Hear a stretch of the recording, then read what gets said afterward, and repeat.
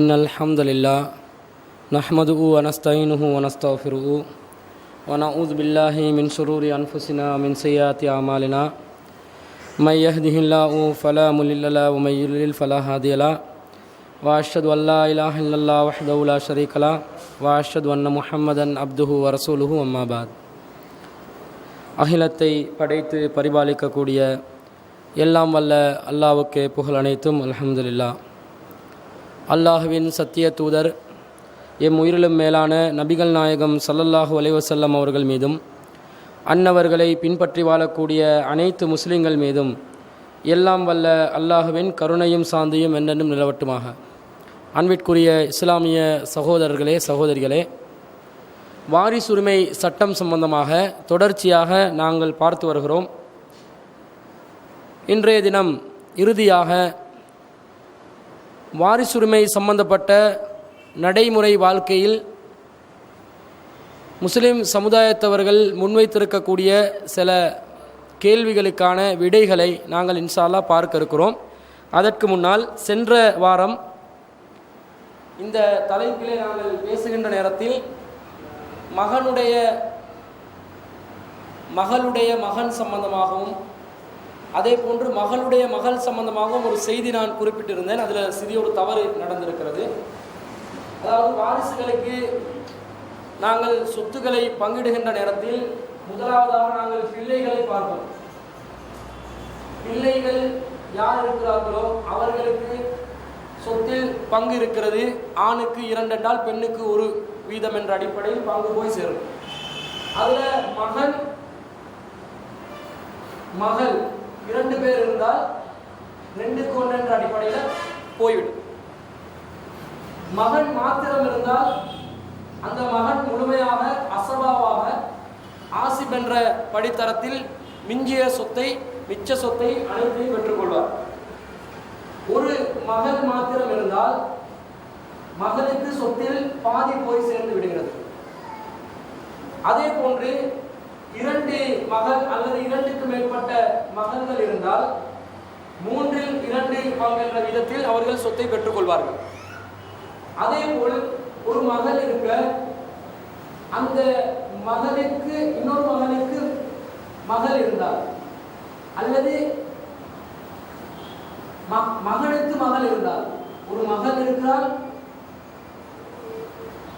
இருக்கிறார் இன்னொரு மகனும் இருந்திருக்கிறார். அவர் மரணித்து விட்டார். சொத்தை பங்கிடுவதற்கு முன்பதாக மரணித்து விட்டார்.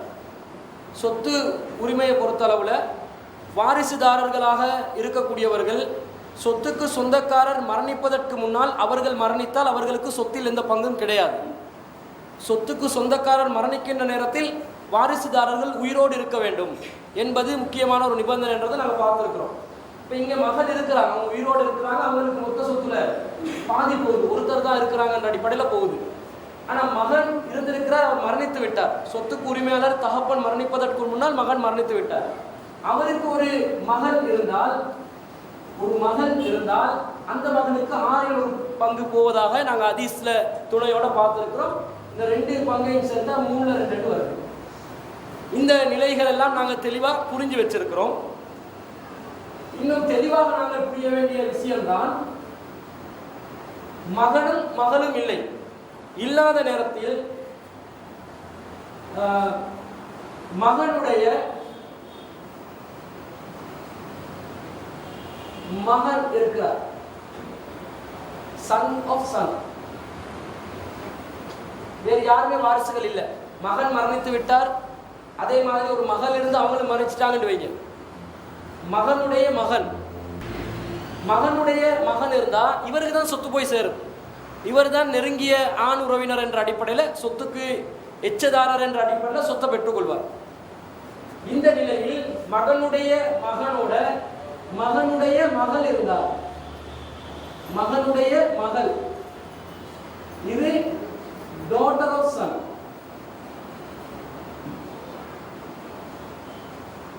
இப்படி இருந்துச்சுன்னா மகனுடைய மகன் மாத்திரம் இல்லைங்கிறாங்க, மகனுடைய மகளும் இருக்கிறாங்க. ஒரு மகன் இருந்திருக்கிறாரு, அவருக்கு தான் சொத்து போகணும், அவர் மன்னிச்சிட்டாரு. அவர்கிட்ட 2 பிள்ளை இருக்கிறாங்க, ஒரு மகன் ஒரு மகள். இந்த நிலையில தான் சொத்துல 2ல் 1 பங்கு என்ன செய்யும், அவங்க மத்தியில் பிரிப்படும். நான் சென்ற வாரம் என்ன இந்த இதை தலையில வச்சுட்டு டாட்டர் ஆஃப் டாட்டர் என்கிட்ட மகனுடைய மகள் இருக்க, மகனுடைய மகன் ஒரு சேர இருந்தால் ஆணுக்கு 2 பங்கு பெண்ணுக்கு 1 பங்கு என்ற அடிப்படையில் சொத்து போகும். இப்படி இருந்துச்சுன்னு சொன்னா மகனுடைய, அதாவது மகனுடைய மகன் இருக்கிறார், மகனுடைய மகன் இருக்கிறார். இந்த நிலையில எப்படி சொத்து போகும்? யாருக்கு சொத்து போகும்? Daughter of daughter. இந்த நிலையில எப்படி போகும் சொத்து? மகனுடைய மகனும் மகளுடைய மகளும் இருக்கிறாங்க. இந்த நிலையில 2 கொண்டு என்ற அடிப்படையில் சொத்து போகாது.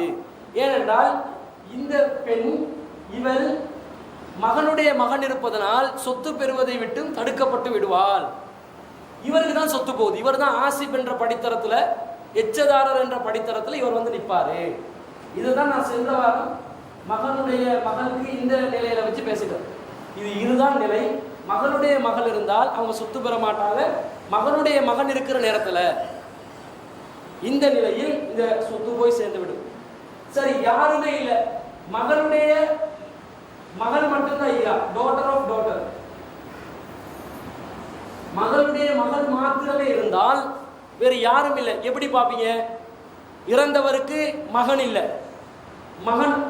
மகள் இருக்கிறா, மகள் மரணிச்சிட்டா, மகன் இல்லை, மகள் இருக்கிறா, அவள் மரணிச்சிட்டா, அவளுடைய மகள் இருக்கிறா. இப்ப எப்படி பங்கு போகும்? ஒரு பெண் பிள்ளை இருந்தா எப்படி பங்கு பிரிப்போம்? பாதி என்று பிரிப்போமா இல்லையா? அந்த அடிப்படையில் பாதி.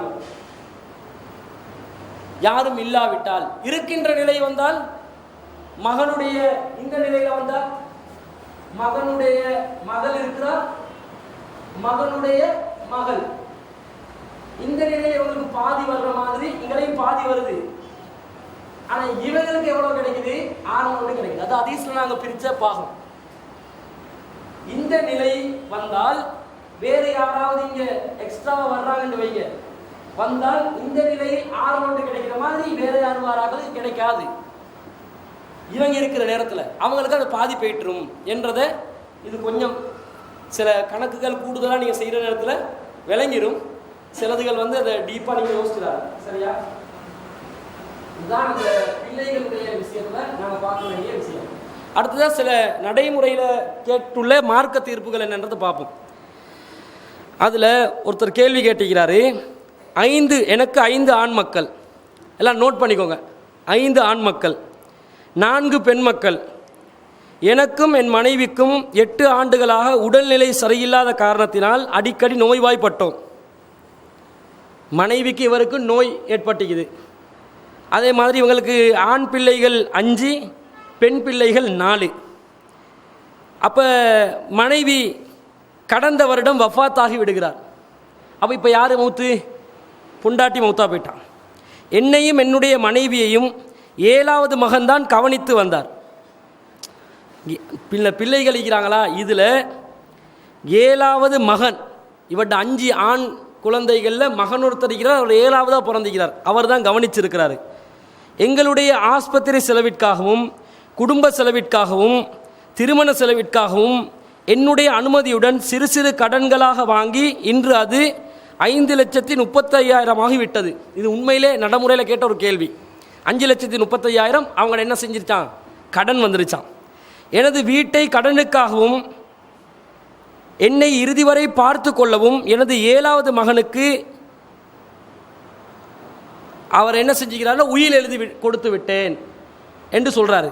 இந்த கடன் எனக்காக நடந்துச்சே, வீட்டு மெட்டரை அதுக்கும் கடன் ஒன்று நடந்துக்குது, இதுக்காக வந்து நான் மகனுக்கு என்ன செஞ்சிட்டேன்? வசியத் பண்ணிட்டார், உயில் எழுதி கொடுத்துட்டார். அதன் பிறகு என்னுடைய மற்ற வாரிசுகள் என்னை மிரட்டி அனைவருக்கும் சேர்த்து எழுதி வாங்கி விட்டார்கள். இவருக்கு முழு சொத்தை எழுதி கொடுத்து, வாப்பா இவர் தான் பார்க்குறேன்னு சொல்லி சொத்தை எழுதி கொடுக்கும். மற்றவங்க எல்லாம் சும்மா வைப்பாங்களா? எத்தனை பேர் இருந்தாங்க? 5 ஆண் பிள்ளைகள், 4 பெண் பிள்ளைகள், மீதிய 4 பேரும் 5, அங்கே 4 பொம்பளை பிள்ளை 4 ஆம்பளை பிள்ளையும் சேர்ந்து இவனை மிரட்டி சொத்தை அவங்களுக்கு எல்லாம் சேர்த்து எழுதி எடுத்து. சரியா? இப்படி நடக்குது. என்னுடைய 7வது மகனிடம் கடன்காரர்கள் அனைவரும் கேட்டு தொந்தரவு செய்கிறார்கள். இவர் கடன் பட்டுகிறாரா? இந்த மகனை வந்து கடன்காரன்லாம் வந்து கேட்டு வாசலில் வந்து நிற்கிறான், கடனை தந்துரண்டு. அவர் எனக்காகத்தான் கடன் வாங்கியுள்ளார். அவர் கடன் வாங்கினது இவருடைய ஹாஸ்பிட்டல் செலவுக்கு, குடும்பத்தை பராமரிக்கிறதுக்காக எடுத்தது. இப்போது நான் என்ன செய்வது? இதற்கு தாங்கள் குர்ஆன் ஹதீஸ் அடிப்படையில் தீர்ப்பு வழங்குமாறு கேட்டுக்கொள்கிறேன். இப்படி தான் கணக்கு வரும். வாரிசுரிமை கணக்கு எப்படி வரும் நடைமுறையில்? இப்படி தான் வரும். நான் சொன்ன மாதிரி இறந்தவர் ரெண்டு போட்டு மகன் ஒரு மகள் கணக்கு போட்டெல்லாம் வராது. இப்படி வந்தால் நாங்கள் என்ன செஞ்சிடணும்? கேஸை டீல் பண்ணிடணும். சொல்லுங்கள் எப்படி செய்கிறது? மனைவிட சொத்துலேருந்து பங்கு கேட்குறாரு. மனைவிட சொத்துலேருந்து இவர் எப்படி ஷேர் பண்ணிக்கொள்ளணும்? அல்லது இவருடைய சொத்துண்டு வருங்களே, ஒரு பேச்சுக்கு அதையும் நாங்கள் எடுத்துக்கொள்வோமே விளக்கத்துக்கு. இவர் முதலாவது வசியத்தண்டு 7வது மகனுக்கு கொடுத்தது சரியா? அவர் தான் வீட்டு செலவு பார்த்திக்கிறாரு, அவர் தான் இவர்கிட்ட ஹாஸ்பிட்டல் செலவெல்லாம் பார்த்திக்கிறாரு. அப்போ அவருக்கு கொடுத்ததில் நியாயமிக்குதா? இல்லை. ஏன் இல்லை?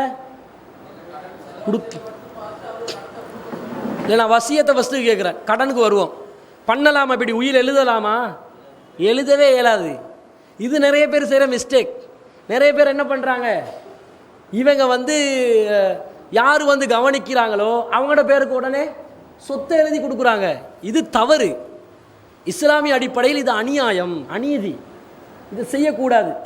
அப்போ இவர் வந்து செஞ்ச முதல் மிஸ்டேக் என்னது? அவருடைய சொத்தை, இது மனைவிட சொத்து இல்லை அவருடைய சொத்துன்றாரு. அவருடைய சொத்தை மனைவிட சொத்துன்றா அது தனியாக நாங்கள் பார்ப்போம், அவருடைய சொத்துன்றே பார்ப்போம். அவருடைய சொத்தை மகனுக்கு எழுதி கொடுத்தது தவறு.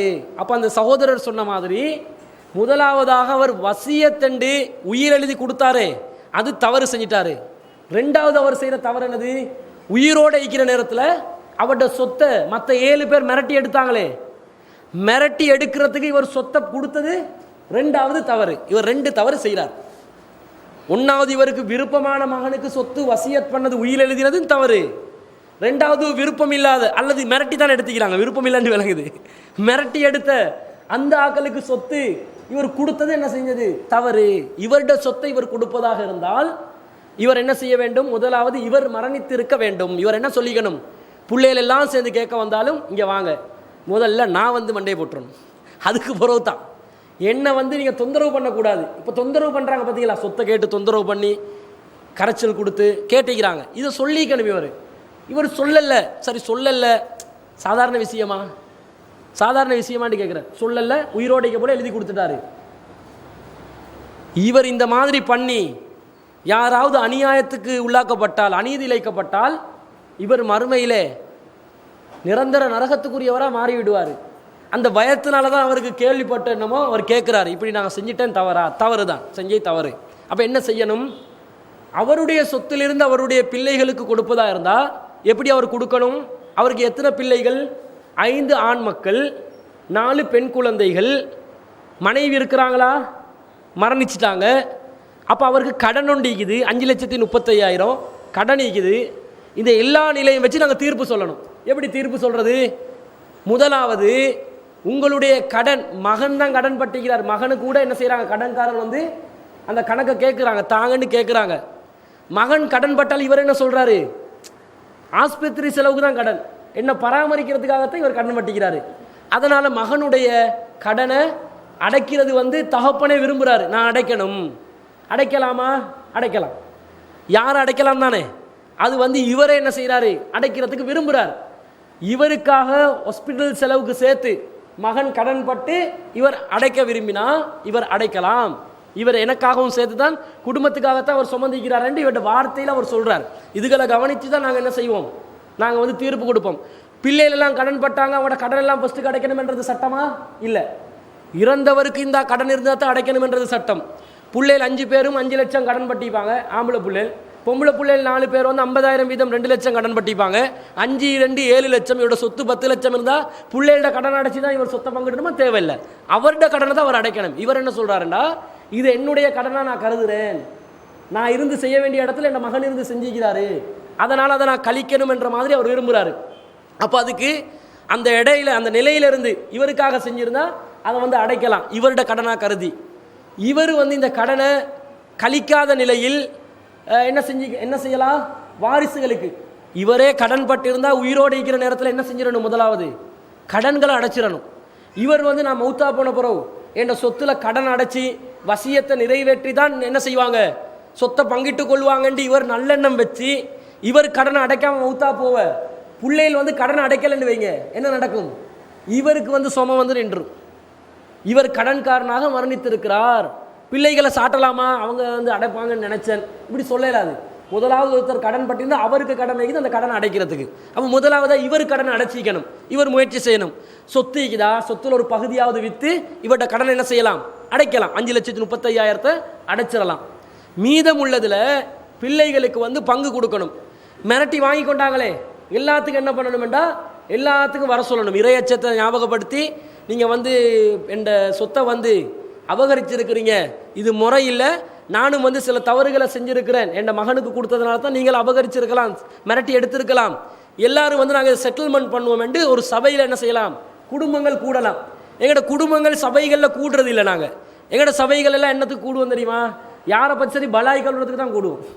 ஏதாவது குடும்பத்தில் நடக்கிற அசம்பாவிதங்களை டேஸ்ட் பண்ணி பேசுறதுக்கு சபை கூடும். நீங்கள் பாருங்கள், உம்மா மகள் வாப்பா கூட ஜாயிண்ட் ஆகுவார், இடையில நான தம்பியும் ஜாயிண்ட் ஆகுவாங்க. எதுக்கு? தண்டே குடும்பத்தில் ஒரு சாராருட குறைகளை கதைக்கிறதுக்காக. எதுக்கு ஒன்று கூடணும்? மார்க்க விளக்கங்களுக்காக ஒன்று கூடணும். மார்க்க விளக்கங்களை குடும்பமாக சேர்ந்து பேசணும், கதைக்கணும், தீர்வு எடுக்கணும். அதே மாதிரி இன்னொரு குடும்பம் மார்க்கத்தில் தெளிவில்லாத நிலையில் இருக்கிறாங்க, எங்களோட உறவினர்கள், அவங்களுக்கு எப்படி மார்க்கத்தை எத்தி வைக்கிறதுன்றதுல கூட சிந்திக்கலாம். சிந்திச்சு இவங்களுக்கு ஒரு வழி பண்ணணும் என்று சொல்லி அந்த குடும்பம் பேசுமாக இருந்தால் இது நல்ல ஒரு நடைமுறை. இதே மாதிரி இது கிஸ்மா என்பது சொத்து பங்கீடு. இதில் நாங்கள் கோட்டை விட்டோம் என்று சொன்னால் எல்லாத்திலையும் மர்ம வாழ்க்கை பாதிச்சிடும். செல்வம் என்பது சோதனை. அடுத்தவருடைய சொத்திலிருந்து நாங்கள் எடுத்திருந்தோம் என்று சொன்னால் மறுமையில் அந்த உரிமையை நாங்கள் திருப்பி கொடுக்காத வரைக்கும் அல்லாஹ் தஆலா எங்களுடைய பாவங்களை மன்னிக்க மாட்டார், அது திருப்பி கொடுக்க வேண்டி வந்துடும். இவ்வளோ ஒரு பயங்கரமான ஒரு விஷயம் என்றதுனால இதுக்கு சபைகள் ஒன்று கூடலாம், குடும்பங்கள் ஒன்று சேர வேண்டும். இது பேசணும், பேசாமிக்கிறது தவறு. என்னென்றா சொத்தை போய்ட்டு எப்படி கேட்கறதுன்னு ஆண்கள் நினைக்கிறாங்க. சில ஆண் பிள்ளைகள் என்ன நினைக்கிறாங்க? இதெல்லாம் போன கதைப்பா, எப்படி போய்ட்டு கேட்கறது, எப்படி பேசுறது? கேளுங்க, அல்லாட மார்க்கம், அல்லா தந்த சலுகை, இதில் ஒன்றும் மனஸ்தாபமாக தேவையில்லை. மிரட்டி யாரையும் பயமுறுத்தி சொத்து வாங்க வேண்டிய அவசியம் இல்லை. அல்லா தந்த பங்கை எடுத்துகிட்டு போக போகிறோம், என்ன இருக்குது இதில் என்ற மாதிரி செஞ்சுக்கொள்ளணும். இப்போ கூடி என்ன செய்யணும்? கடனை அடைச்சிட்டு, அல்லது இவர்கிட்ட சொத்துல இருந்து ஒரு பங்கால என்ன செய்யணும்? கடனை அடைச்சிடணும். அடைச்சி நாங்கள் சபை கூடி என்ன செய்யணும்டா, முதலாவது வாப்பாட சொத்து இது, வாப்பாட பேரில் திருப்பி எழுதிடுவோம். அவர் எப்போ மரணிக்கிறாரோ அப்போ என்ன செய்வோம்? நாங்கள் சொத்தை பங்கு போட்டு எடுத்துக்கொள்வோம் என்று சொல்லி தன்னுடைய தகப்பனாருடைய அவரிடமிருந்து அந்த பெற்றுக்கொண்ட அந்த சொத்தை திருப்பி அவர்கிட்ட பேரில் எழுதி கொடுத்துடணும். கொடுத்துட்டு அவர் ஒரு நாளைக்கு மரணிப்பார். மனுஷன் இந்த நாள் வாழ மாட்டானே. மரணித்த நேரத்தில் இதே மாதிரி 5 ஆண் மக்களும் 4 பெண் மக்களும் இருந்தால் எப்படி பிரியணும்? மனைவியும் இல்லை, ரொம்ப ஈஸியாக பிரிக்கலாம். எப்படி பிரிக்கிறது? 5 ஆண்களுக்கு எப்படி தலையை கணக்கு பண்ணுவோம் நாங்கள்? ஒருத்தருக்கு 2 வீதம், 5 பேருக்கு 10, பெண் பிள்ளைகள் 4, 14, ஒட்டுமொத்த சொத்தை 14 பிரித்து 2 2 2 2 இந்த 5 பேருக்கு 1 1 1 1 அந்த 4 பேருக்கு சொத்தை பிரிச்சாச்சு. கஷ்டமா? வாசிக்கிற நேரம் ரொம்ப சீரியஸாக விளையிச்சா இல்லையா? இவ்வளவு ஈஸியா அல்லாஹ் தஆலா என்ன செஞ்சிருக்கிறான்? இந்த சட்டத்தை வச்சிருக்கிறான். 2வது, எனது தாயார் சென்ற ஆண்டு மரணித்து விட்டார்கள், உம்ம மௌத்து. எனக்கு 2 தம்பிகள். இதில் முதலாவது விஷயத்தில் மனைவிட சொத்துல இருந்து எடுக்கிறதா இருந்து எப்படி எடுக்கிறது? அவர் சகோதரர் சொன்னார் இவர்கிட்ட சொத்தை தான் பார்க்கணும் எடுத்து அந்த செய்தியில் இருக்குது. மனைவி மரணிச்சிட்டாங்கண்டா கணவருக்கு எவ்வளவு போகும்? குழந்தைகள் இருந்தால் கணவருக்கு 4ல் 1, குழந்தைகளுக்கு மீதம் என்ன செய்யும்? 2ல் 1 என்ற அடிப்படையில் பிரிஞ்சுட்டு போயிட்டு எவ்வளவுதான். 2வது கேள்வி, எனது தாயார் சென்ற ஆண்டு மரணித்து விட்டார்கள். எனக்கு 2 தம்பிகள். மௌத்தா போனது உம்மா, ஒரு பெண் மரணித்திருக்கிறார். 2 தம்பிகள், 2 தங்கைகள், 2 தம்பி 2 தங்கச்சி, மொத்தம் 5 பேர் ஆகும். என்னடா 2 2 2 தம்பி 2 தங்கை, நாங்கள் மொத்தம் 5 பேர் ஆகும் அவரோட சேர்த்து. சரியா? 5. என் தாய் இறப்பதற்கு 15 ஆண்டுகளுக்கு முன்பே ஒரு தங்கை இறந்து விட்டார். தாய் இறப்பதற்கு 15 வருஷத்துக்கு முன்னால ஒரு தங்கச்சி என்ன செஞ்சிட்டாங்களா? இறந்துட்டாங்க. அவருக்கு ஒரு பெண் குழந்தை உள்ளது, அந்த தங்கச்சிக்கு ஒரு பொம்பளை புள்ள. அதற்கு தற்போது வயசு 20, அது கல்யாணம் கட்டுற வயசில் இருக்குது. என் தங்கை மகள் எனது தாயாருக்கு வாரிசுதாரர் ஆவாரா? ஆவார் என்றால் அந்த குழந்தைக்கு எவ்வளவு பாகம் தர வேண்டும்? இதற்கு குர்ஆன் ஹதீஸ் அடிப்படையில் மார்க்க தீர்ப்பு வழங்குமாறு கேட்டுக்கொள்கிறேன் என்று கேட்குறாங்க. இப்போ வாங்க, எத்தனை பேர் வாங்கிட்டாங்க? யார் மரணிச்சது? தாயார். தகப்பனாரை பற்றி பேசினாரா? தகப்பனாரை பற்றி பேசவே இல்லைன்னு என்ன அர்த்தம்? அவர் ஆல்ரெடி மரணிச்சுட்டாருன்னு அர்த்தம். அப்போ ஹஸ்பண்ட் இல்லை, இப்படி ப்ரொஸ்டோண்டு போட்டால் அவர் சப்ஜெக்ட்ல இல்லைன்னு அர்த்தம். சரியா? வேற யார் இருக்கிறாங்க? 2 தம்பிகள், சன் சன், இவரும் சன் தானே, 3 தானே. 2 தங்கச்சிகள், டாட்டர் டாட்டர். இதுல ஒரு தங்கச்சி என்ன செஞ்சிட்டா? இறந்துட்டா. அவருக்கு ஒரு மகள். கேள்வி என்னது? இந்த மகளுக்கு சொத்துல எவ்வளவு, சொத்துல பங்கு கிடைக்குமா கிடைக்குமா எவ்வளவு தான் கேள்வி. இப்போ சொல்லுங்க, நாங்க படிச்ச நாலேஜை வச்சு சொல்லுங்க, இவருக்கு கிடைக்குமா கிடைக்காத? Son son son, daughter daughter. ஒரு டாட்டர் எக்ஸ்பயர்ட், அவருக்கு ஒரு மகள். இவங்களுக்கு சொத்து கிடைக்குமா கிடைக்காதா? ஒருவேளை கணவர் வந்து உயிரோடு இருந்தா எவ்வளவு பங்கு போகும்? கணவர் இறந்தவர், இவங்களுக்கு தாயார் தகப்பன். ஆனா இறந்தவருக்கு கணவன். கணவன் இருந்தால் எவ்வளவு கிடைக்கும்? 4/1. ஏனென்றா பிள்ளைகள் இருந்தால் 4/1, இல்லாவிட்டால் ஹரவாசி. இவர் இல்லை, அதை பத்தி நம்ம பேச வேண்டிய அவசியமும் இல்லை. இப்ப இருக்கிறாங்க யாரு? ஆண்களும் பெண்களும் தான் இருக்கிறாங்க. ஆண்களும் பெண்களுமாக இருக்கக்கூடிய நேரத்தில் இவங்களுக்கு சொத்துல எப்படி கொடுக்கிறது? ஆணா இருந்தா 2 பங்கு, 2 2 2. பெண்ணா இருந்தா 1 பங்கு. இவங்களுக்கு கிடைக்குமா கிடைக்காது. ஏன்? இவங்க மரணிப்பதற்கு 15 ஆண்டுகளுக்கு முன்னால் இவங்க மரணிச்சிட்டாங்க. இவங்களுக்கு கிடைக்கலன்னா இவங்களுக்கு கிடைக்குமா? ஏன் கிடைக்காது? அவங்களுக்கு இல்லாததுனால கிடைக்காதா அல்லது வேற காரணம் இதா? இங்க வந்து ஆம்பளை பிள்ளை இருக்கிறாங்க. நேரடி வாரிசு ஆண்கள் இருக்கிற நேரத்துல மகளுடைய மகனுக்கு பங்கு கிடைக்காது. மகளுடைய மகளுக்கு நாங்க 6/1 பங்கு எப்ப கொடுத்தோம்? ஒரு மகள் மாத்திரம் உயிரோடு வாழ்ற நேரத்துல. ஒரு மகள் உயிரோட வாழ்ந்து அவங்களுக்கு அரவாசி கொடுத்தோமா? மகன் நீக்கல. மகன் இருந்தா அந்த பேச்சே வராது, அடுத்த ஸ்டாண்டர்டுக்கு போவாது. ஆம்பளை இருந்து அடுத்த சைடுக்கு போறதை தடுத்து நிறுத்திடுவார். அப்ப இவங்களுக்கு வாரிசு இல்லை. காரணம் என்ன? இவங்க தடுக்கப்படுறார். இவன் வந்து மஹ்ஜூபானவன், தடுக்கப்படுகிறாள். காரணம், இவனுக்கு வந்து போராட்டத்தான இவர்களுடைய மரணித்தவருடைய நேரடியான ஆண் வாரிசுகள் இருக்கிறாங்க. அதனால வந்து இவங்க தடுக்கப்படுபவள். இவருக்கு வந்து சொத்து வந்து சேராது. அப்ப இவங்களோட சொத்துல என்ன செய்யணும்? இவங்களை கருத்துல கொள்ளாம 2 4 6 7 ஒட்டுமொத்த சொத்தை 7ஆ பிரிச்சு 3 ஆம்பளை பிள்ளைக்கு. அதுல நீங்க ஆசி கொண்டு வராது. இதுல ஏன்டா மிஞ்சினதை தான் இவங்க பங்கு போட்டு 2 கொண்டு பெற போறாங்க. அவங்க தான் ஆசிபே. ஆனா என்ன செய்யலாம்? ஒரு வழி இருக்குது. பாவம் தானே, 20 வயசு கல்யாணம் கட்ட போற புள்ள ஏதாவது நகையை வாங்கி கல்யாண நேரத்தில் மட்டும் சவடியெல்லாம் வாங்கக்கூடாது. சவடியை வந்து கல்யாண நேரத்துக்கு மட்டும் வாங்கினாங்கன்னு என்ன அர்த்தம்?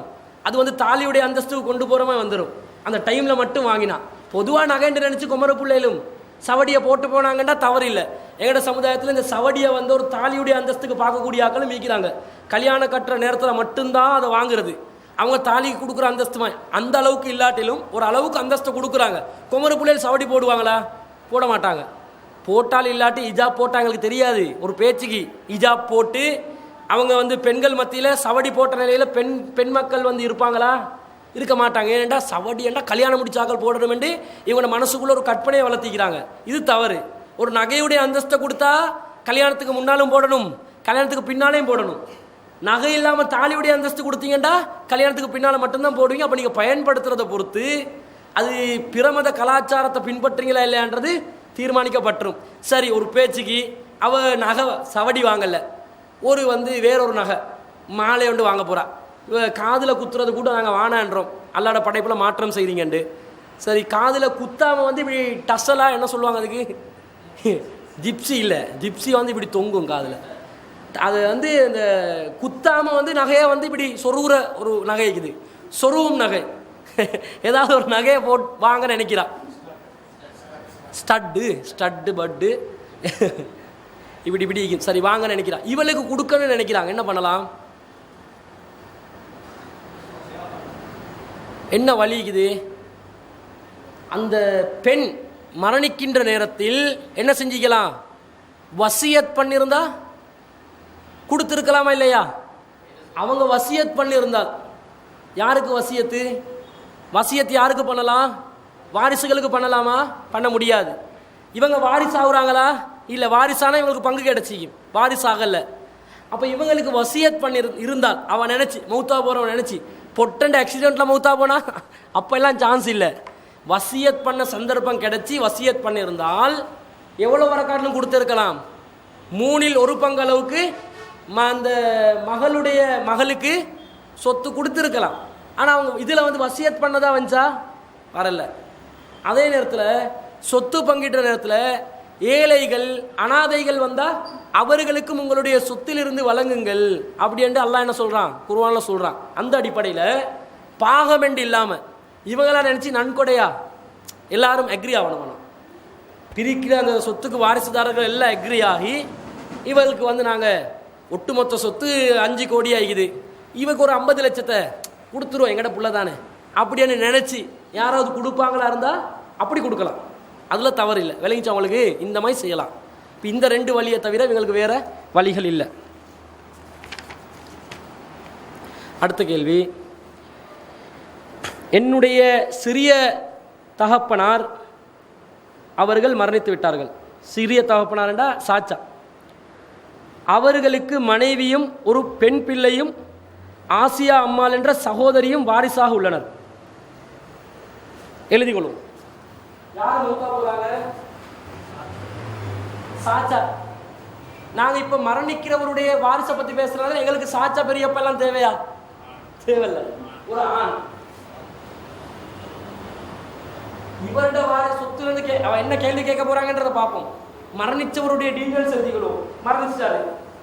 அவருக்கு மனைவியும் ஒரு மனைவியும் ஆசியா அம்மாள் என்ற சகோதரி, ஒரு சிஸ்டர். அவங்களோட பேர் எங்களுக்கு அவசியம் இல்லை. ஆனால் கணக்கு கொடுக்குற நேரம் ஆசியா அம்மாளுக்கு இவ்வளோ கொடுங்க, இன்னாருக்கு இவ்வளோ கொடுங்கன்னு தான் சொல்லணும். இருக்கிறாங்க. அவர்களுடைய உடன் பிறந்தவர்களான அப்துல் அசீஸ், முகமது ஜக்கரியா, பிபி ஃபாத்திமா ஆகியோர், இது உண்மையில வந்த ஒரு கணக்கு, சரியா? நான் செலக்ட் பண்ணி போட்ட பேர் இல்லை. பிபி ஃபாத்திமா ஆகியோர் முகமது காசிம் அவர்களுக்கு முன்பாகவே வஃபாத்தாகிவிட்டார்கள். இந்த யார் இப்ப மௌத்தா போறா? உடன் பிறந்தவர்கள் அப்துல் அசீஸ்.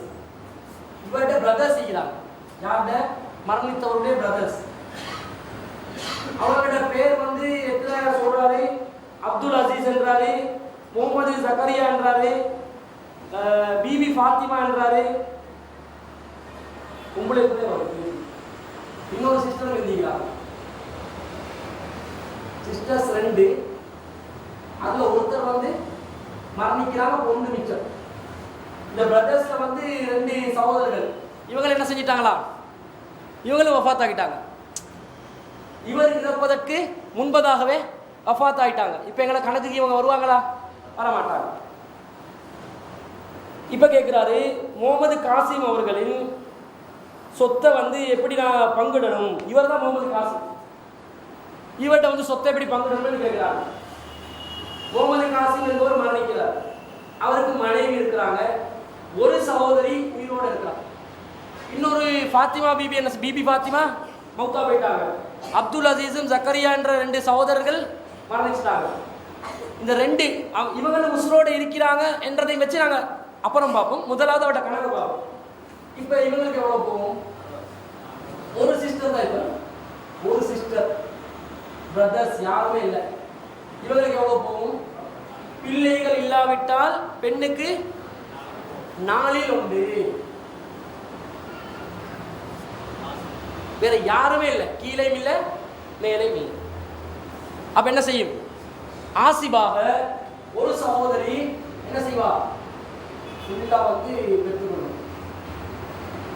யாரும் இல்லை, இவருட தகப்பனும் இல்லை, தாயும் இல்லை, தகப்பனின் தகப்பனும் இல்லை, மகனும் இல்லை, மகனின் மகனும் இல்லை.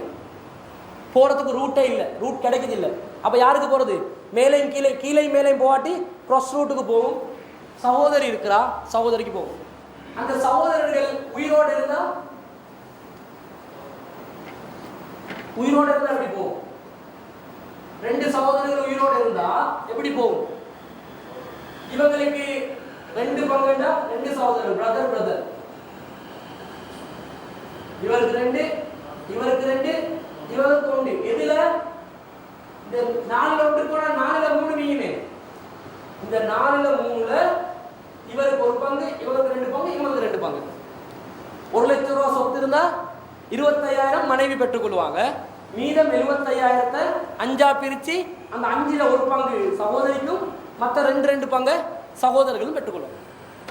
வெரி ஈஸி கணக்கு. அது இதுக்கு பேர் ரூட் வர்ற நேரம் இது மாதிரிக்கும் லேசாக அவங்களுக்கு கணக்கை முடிக்கலாம். அடுத்த கணக்கை பாருங்க. என்னுடைய பேர் அப்துல் சலாம், ஃபாத்திமுத்து ஜஹரா. ஃபாத்திமுத்து ஜஹரா என்ற ஒருத்தர், எனது தாயார் உம்மு சலமாவின் உடன் பிறந்த மூத்த சகோதரி. யார் யார் பாத்திமுத்துக்கு பதிலாக பேத்தி முத்துக்கு கொடுத்தோம்னா கரைச்சலாகும், வழக்கு போட்டுருவாங்க. மறுபடியும் இங்கே போட்டாலும் தப்பிடலாம். யார் ஆக்கலன்றதை பார்ப்போம். என்னுடைய பேர் அப்துல் சலாம், அவர் அப்துல் சலாம். ஏபி சலாம் தான் கேட்கிறார். பாத்திமுத்து ஜஹரா என்ற ஒரு தாயார், எனது தாயார் உம்மு சல்மான் உடன் பிறந்த மூத்த சகோதரி. ஃபெட்ஸாரான்னு போட்டேன், பாத்திமுத்து ஜஹரா ஃபெட்ஸாரான்னு போட்டேன். சரியா சொல்லிட்டான். அவ யாருன்னு சொன்னா உம்மு சலமாவின் யூஎம் சலமாட மூத்த தாத்தா. இவங்க 2 பேரும் யாரு? சகோதரிகள். இது வந்து இவருடைய உம்மா, இது வந்து யாரு? சின்னம்.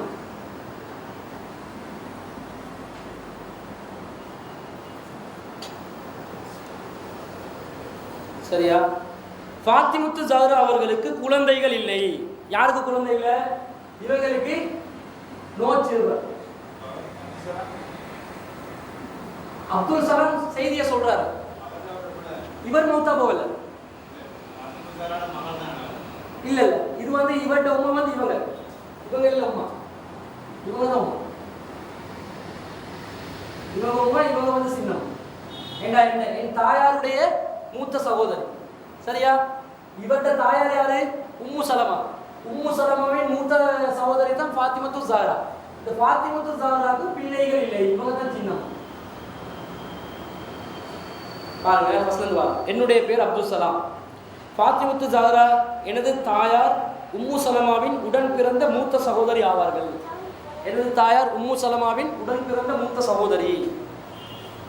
அவர்களுக்கு குழந்தைகள் இல்லை. ஃபாத்திமத்து ஜஹராக்கு குழந்தைகள் இல்லை. கணவரும் 1961 மௌத்தாகி விட்டதால் இவங்களோட கணவர் ஹஸ்பண்டும் அவர் என்ன செஞ்சாரு? மௌத்தா போயிட்டார் 1961. அவரும் இல்லை. இவங்க வந்து மௌத்தா போனதுனால எங்களுடன் வசித்து வந்தார்கள். மேற்படி ஃபாத்திமுத்து ஜஹரா அவர்களும் 1986 காலமாகிவிட்டார்கள். இவங்க என்ன செஞ்சாங்க? இந்த ஃபாத்திமுத்து ஜஹரா அவங்களுக்கு யாருக்கு சொத்து போகுதுன்னு பாருங்க. சொத்து வந்து ஒரு சொத்து ஒன்று இருந்துக்குது. இவங்களும் மௌத்து, அவரோட பிள்ளைகளும் இல்லை, கணவரும் மௌத்து, ஃபேமிலியே இல்லை. சரி, அவர் இறப்பதற்கு 5.5 ஆண்டுகளுக்கு முன்பிருந்தே வாத நோயால் கை கால் பாதிக்கப்பட்டு இருந்தார்கள். அது எங்களுக்கு தேவையில்லை. மௌத்தா போகிறதுக்கு போத 5.5 வருஷத்துக்கு போத வாத நோய் இருந்துக்குது. பக்கவாதம் இல்லை, சும்மா வாத நோய். அந்த சமயத்தில் அவர்களுக்கு மருந்து சிகிச்சையும் மற்ற அனைத்து பணிவிடைகளும் நானும் எனது மனையும் செய்து வந்தோம். அது போட்டதுக்கு பாயிண்ட் அழகிச்சப்ப அவங்க என்ன வாத நோய் கீத நோயெல்லாம் போட்டதுக்கு காரணம் செலவு பார்த்தங்கண்ணா. நாங்கள் செலவு பார்த்துக்கிறோம். செலவு பார்த்ததுக்கு வருமானம் உண்டு, ஒரு ஆதாயம் உண்டு வேணும், அதுக்காகத்தான். சரியா? மற்ற அனைத்து பணிவிடைகள் நானும் எனது மனைவியும் செய்து வந்தோம். அவர்கள் மௌத்தானதும் நல்ல முறையில் மையத்து செலவுகளை செய்து நல்லடக்கம் செய்தேன். மையத்து செலவையும் பார்த்துக்கிறாரு. அவர்களுக்கு ஒரு அண்ணன் முகமது யூசுப் அவர்களும் ஒரு தங்கை உம்மு சல்மா எனது தாயார் அவர்களும் இருந்தார்கள். இவங்களுக்கு உம்மு சல்மாவோட இன்னொருத்த யார் இருந்திருக்கிறாரு? முகமது யூசுப்.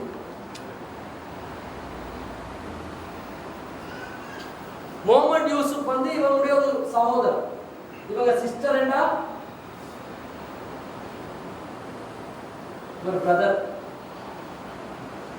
யாரோட? ஃபெட்ஸாரோட. FZ sister, FZ brother.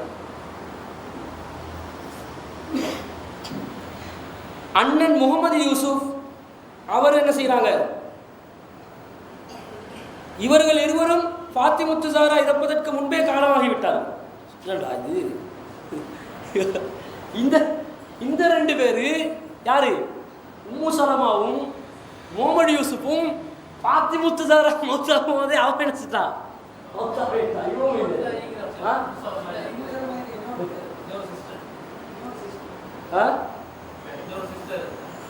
இன்னொரு சகோதரின் வரல. அவர்களுக்கு ஒரு அண்ணன் முகமது யூசுப் அவர்களும் ஒரு தங்கை உம்மு சல்மா, அதாவது எனது தாயார் அவர்களும் இருந்தனர். இவர் சொல்றார், இவர் தான் ரிப்போர்ட் பண்றார் இப்ப கேஸ. அவருக்கு வந்து யாரு? ஃபாத்திமத்து ஸஹ்ராக்கு உம்மு சல்மா என்ற ஒரு என்ற தாயாகிய ஒரு சகோதரியும், அவங்களுக்கு ஒரு சகோதரியும் முகமது யூசுப் இருந்துக்கிறாங்க. அவங்க ரெண்டு பேரும் இவங்க மூத்தா போறதுக்கு முன்பதாக அவங்க மன்னிச்சிட்டாங்க. அப்ப இவர் தான் வந்து மனுஷன் என்ன செஞ்சுக்கிறாரு? இவங்களை வந்து கண்காணிச்சா தான் மையத்து செலவு, ஹாஸ்பிட்டல் செலவு, வாதனம் எல்லாம் பார்த்துக்கிறார். அண்ணன் முகமது யூசுப் அவர்கள்ட்ட வாரிசுகள், இவங்களுக்கு வாரிசு இது. இப்ப இவங்களை பாருங்க யாருக்கு? முகமது யூசுப் உள்ள வாரிசுகள் ஒன்று அப்துல் ஹமீத், ரெண்டாவது முகமது யூனுஸ், மூணாவது உம்முல் பசரியா. 3 பேர் யார் இருக்கிறாங்க? அப்துல் ஹமீத். நான் இதுல பேர் எடுத்தேன்டா, இது இடியாப்ப சிக்கல் வண்டி இருக்கிறதுனால அதான் பேர். சரியா? அப்துல் ஹமீத், முகமது யூசுப், முகமது யூனுஸ்.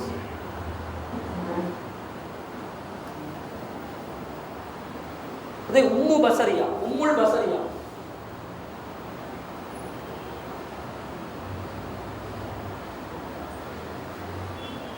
அதாவது 2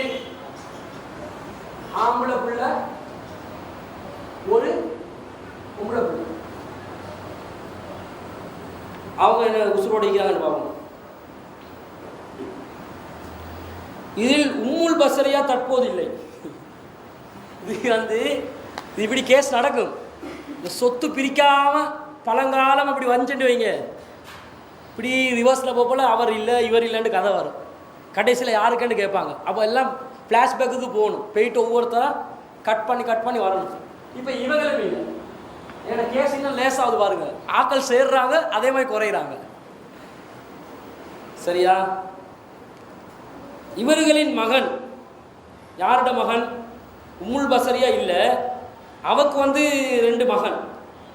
ஒரு மகன் பேர் வந்து முகமது ஜியாவுதீன், இவங்களோட பிள்ளை ஜியாவுதீன்.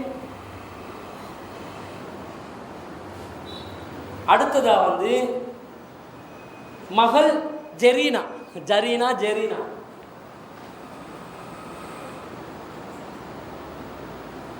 இது சன், இது டாட்டர். விளங்கிச்சு தானே? குழப்பமாயிதா இல்லையே? சரி, அதுல ஜெரீனாக்கு என்ன சரி ஆகும்? ஜெரீனா பேகம் அவமிக்கிறா. தங்கை உம்மு சல்மா அவர்களின் வாரிசுகள். இது வந்து முகமது யூசுப்ட வாரிசு. இப்போ உம்மு சல்மாவோட வாரிசுகள் இங்க இருக்கிற,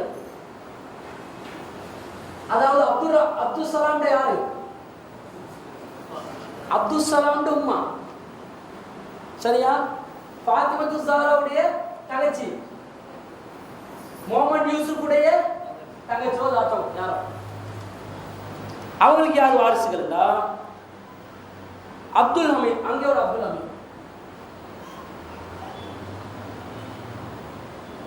ஹமீத் இருக்கிறார். வேற அப்துல் சலாம், அதாவது இவர் சரியா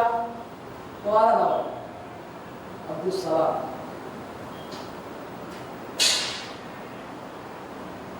அஹமது நாச்சியா அஸ்மா, அஹமது நாச்சியா, இன்னொன்று வந்து அஸ்மா நாச்சியா. இது வந்து பொம்பளை பிள்ளைகள் 2 பேர். நாச்சி நாச்சி 1 நாச்சி 2 போட்டுருங்க. இப்போ வந்து டோட்டர்.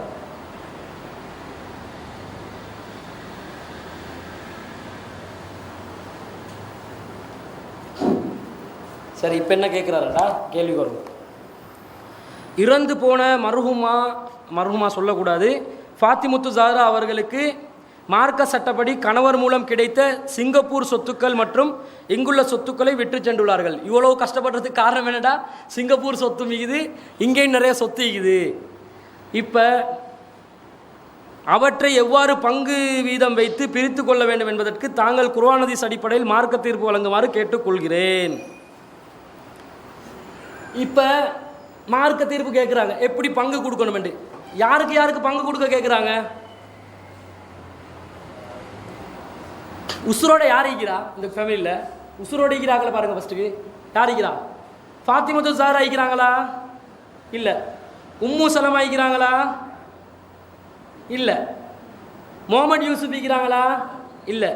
முகமது யூசுப்ட பிள்ளைகள் இருக்கிறாங்களா? யார் யார் இருக்கிறாங்க? அப்துல் ஹமீத், முகமது யூனுஸ். உம்மு பசரியா மௌத்தா போயிட்டாங்க. அவங்களுக்கு 2, ஒரு ஆம்பளை புள்ள ஒரு பொம்பளை புள்ள. உம்மு சலமா இல்லை, உம்மு சலமாட்ட பிள்ளைகள் இருக்கிறாங்க. யார்? அப்துல் ஹமீத், அப்துல் சலாம், நாச்சி 1 2 சரியா இருக்கிறாங்க. இப்போ வாரிசுக்கு எப்படி கொடுக்கணும்னு கேட்குறாங்க. எப்படி கொடுப்போம் சொல்லுங்களேன்? இவங்களுக்கு தான் சொத்து.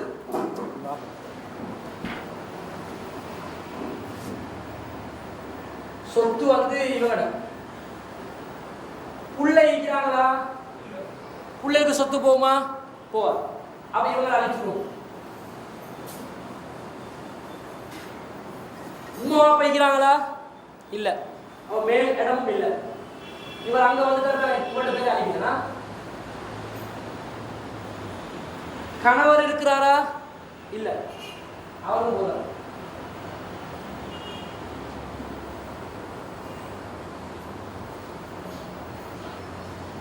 இப்ப யார் இருக்கிறாங்க?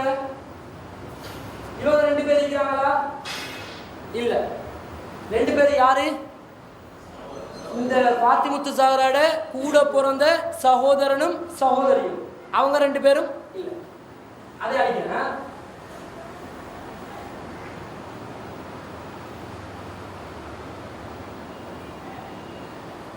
இப்ப அவங்க இல்லாட்டிலும் அந்த சகோதரனுடையும் சகோதரியுடையும் யார் இருக்கிறாங்க? வாரிசுகள் இருக்கிறாங்க. யாரு? ஆண் வாரிசுட அப்துல் ஹமீத், முகமது யூனுஸ் 2 பேர் இருக்கிறாங்க. பெண் வாரிசுட உம்மு சல்மா. இந்த உம்மு சல்மாவோட ஆண் வாரிசுகள் அப்துல் ஹமீத், அப்துல் சலாம். பெண் வாரிசுகள்ல நாச்சி 1 2 இருக்கிறாங்க. யாருக்கு அப்ப சொத்து போகும்? இவருக்கும் இவங்களுக்கு தான் சொத்து போகணும். அவங்க 2 பேர் இல்லாததுனால அவங்களோட பிள்ளைகளுக்கு போகுது. அப்ப என்ன செய்யணும்னா, இந்த சொத்து 2 பங்குகளா பிரியுது. எப்படி? சகோதரனுக்கு போக வேண்டிய பங்கு ஒன்றிக்குது, அதே மாதிரி சகோதரிக்கு போக வேண்டிய ஒரு பங்கு இருக்குது. அவங்க இல்லாத நிலையில யார் அந்த பங்கை பெற்றுக்கொள்வாங்க? பிள்ளைகள் பெற்றுக்கொள்வாங்க. இவருடைய சொத்து 1 லட்சமாக இருந்தால் அதுல சகோதரனுக்கு போக வேண்டிய பங்கு என்னது? 66%. அதாவது 2 மடங்கு சகோதரனுக்கு போகணும். அந்த 66% அதுல யார் யார் பெற்றுக்கொள்வாங்க சொத்து? அப்துல் ஹமீத் என்ற ஆணும் முகமது யூனுஸ் என்ற ஆணும். உம்மு பசரியா மௌத்தாவினதால ஜியாவுதீனுக்கும் ஜரீனாக்கும் கிடைக்குமா? கிடைக்காது. ஏன் கிடைக்காது? இந்த ஆண் வாரிசுகள் தடுத்து விட்டார்கள். இவங்களும் க்ளோஸ். அதாவது இவங்களோட 66 பங்குல இவங்க என்ன செய்வாங்க? அவங்களுக்குரிய சொத்தை பெற்றுக்கொள்வாங்க. உம்மு சல்மாக்கு எவ்வளவு கிடைக்குது? 1 மடங்கு. மீதமுள்ள சொத்தை ஆணுக்கு 2 பெண்ணுக்கு 1 என்ற வகையில பிரிக்கிறோம். அந்த 33% யார் பெற்றுக்கொள்வாங்க? அப்துல் ஹமீத் 2 பங்கு, அப்துல் சலாம் 2 பங்கு, நாச்சி 1 பங்கு, நாச்சி 2 ஒரு பங்கு இவ்வளோ பெற்றுக்கொள்ளும். இப்போ இவர் இவ்வளோ கஷ்டப்பட்டதுக்கு அர்த்தம் வைக்குதா? இவருக்கு கிடைக்கிற பங்கு தான் கிடைக்கும். இப்போ விளைவிச்சா இடத்த தாண்டி சொத்தை இப்படி போயிட்டு சேருதாண்டு கணக்கை சரியாக போட்டுக்கொண்டீங்கண்டா ஈஸியாக ஆன்சர் வந்துடும். தான் விஷயம். ஏன் நாங்கள் அவங்களோட 3 2 1 பிரித்தோம். 2 பேரும் மரணித்து விட்டார்கள். உயிரோடு இருந்தால் எந்த அடிப்படையில் போவோமோ அந்த அடிப்படையில் தான் அவங்களோட சந்ததிகளுக்கு நாங்கள் வந்து கொடுக்கணும். அப்போ சந்ததிகளுக்கு 2 1 பார்க்கலுமா? இயலாது. சந்ததிகளுக்கு பார்க்கறது எப்படி? இவங்களுக்கு வந்த இவருக்கு வாப்பாக்கு கிடைக்க வேண்டிய பங்குல தான் சந்ததிகள் பெற்றுக்கொள்வாங்க. உமாவுக்கு கிடைக்க வேண்டிய பகுதியில் தான் சந்ததிகள் பெற்றுக்கொள்வாங்க. அப்போ அந்த சகோதரனும் சகோதரியும் மரணித்து விட்டதனால் சகோதரனுக்கு கிடைக்கிற பங்குலேருந்து பிள்ளைகள் அவர்கள் வந்து லித்தக்கரி மிஸ்ரு ஹல்லில் உன்சையின் 2 ஆணுக்கு உள்ள பங்கு போல தான் ஒரு பெண்ணுக்கு, ஒரு 2 பெண்ணுக்குள்ள பங்கு போல தான் ஒரு ஆணுக்கு என்ற விதத்தில் அவங்க சொத்தை பெற்றுக்கொள்கிறாங்க. அதில் மரணித்தவங்க தடுக்கப்பட்டுறாங்க, மஹஜூப் ஆகுறாங்க. ஆண்கள் இருப்பதனால அங்கே எந்த மஹஜூபும் இல்லை, எல்லாமே ஆசிப் தான். ஆசிப்பில் 2 கோன் என்ற விதத்தில் பெற்றுக்கொள்றாங்க. கேள்வியை வாசிக்கிறதுக்கு இவ்வளோ நேரம் போச்சு, விடையை தேடுறதுக்கு 5 நிமிஷம் போகல. சரியா? முகமது யூசுப் சுமதர் உசுரோடு இருந்தா இவங்க மரணித்த நிலையில் முகமது யூசுப் உசுரோடு இருந்தா இவருக்கு தான் போகும். இவர் இக்கத்தக்கன பிள்ளைகளுக்கு சொத்து போமா? இவர் எப்பயாவது மரணித்தால் அப்போ விளையிட்டா அவனுக்கு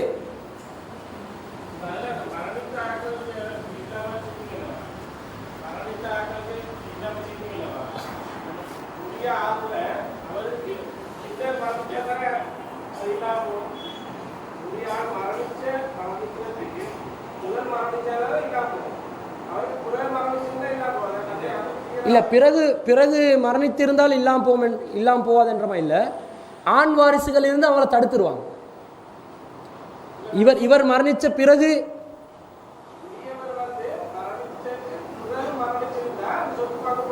பங்கு போகும் தானே. ஏன்டா அவர் மரணிக்க போல இவர் உசுரோட தானே இருப்பார். அப்போ பங்கு வரும் தானே அவருக்கு. இல்லை, இங்கே என்ன நடந்துச்சுண்டா, முகமது யூசுப் என்றவர் வந்து மரணிச்சிட்டாரு. சரியா? அவர் எப்போ மரணிக்கிறாரு? ஃபாத்திமத்து ஸஹ்ரா மரணிப்பதற்கு முன்னாலே மரணித்துட்டார் அப்படி தகவல் சொல்கிறாங்க. யார்? இந்த உம்மு சலமாவும் முகமது யூசுப் என்றவங்க வந்து ஃபாத்திமத்து ஸஹ்ராவுடைய மரணத்துக்கு முன்பதாகவே மரணித்து விட்டார்கள். அப்போ அவங்க முன்பதாக மரணித்து விட்டால் அவங்களுக்கு சொத்துல பங்கு போவாது தான். இப்போ பங்கு போச்சு யாருக்கு? அவருடைய பிள்ளை, அவருடைய அந்த ஃபாத்திமத்து ஸஹ்ராவுடைய பிள்ளைகளும் இல்லை, பெற்றோர்களும் இல்லை, அவனுடைய சகோதரிகளும் இல்லை. அவங்களோட பிள்ளைகள் தான் இப்போ வாரிசாகவே ஈக்கிறாங்க. அப்போ வாரிசாக அவங்களோட பிள்ளைகள் மட்டும் ஈக்கிற நேரத்தில் நாங்கள் எப்படி பங்கு வைக்கணுமெண்டா, வாப்பா இருந்தால் எவ்வளோ பங்கு வாப்பாக்கு வந்து சேருமோ அதிலிருந்து பிள்ளைகளுக்கு கிடைக்க வேண்டிய பங்கு, உம்மா இருந்தால் உம்மாக்கு எவ்வளோ பங்கு வருமோ அதிலிருந்து பிள்ளைகளுக்கு கிடைக்க வேண்டிய பங்கு. இந்த அடிப்படையில் அந்த சொத்தை வந்து நாங்கள் போட்டுருவோம். 3வது கேள்வி, காலஞ்சென்ற எங்களின் தகப்பனார் அவர்களுக்கு நாங்கள் ஆண் மக்கள் 4 பேர். இப்போ யார் மௌத்தா போறா? இது மறைவுடைய மாற்று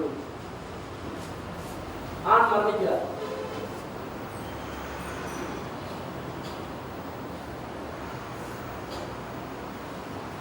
அவருக்கு வந்து 4 ஆண் மக்கள்.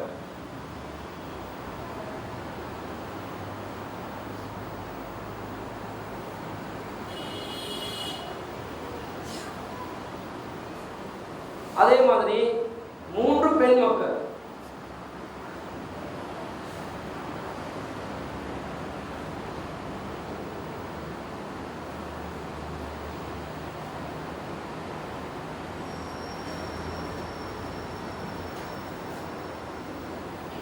எங்களின் தகப்பனார் அவர்களின் சொந்த சொத்திலிருந்து சரிபாதி எங்கள் மூத்த அண்ணன் குலாம் மைதீன் அவர்களுக்கு பிரித்து உயிர் எழுதி விட்டார்.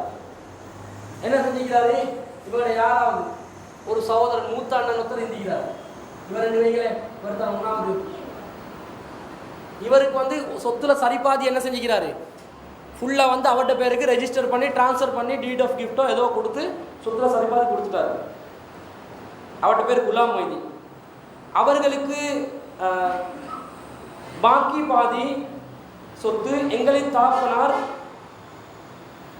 அவர்களின் பெயரில் இருந்தது. மீதி பேலன்ஸ் வந்து இவர்கிட்ட பேர்ல இல்ல.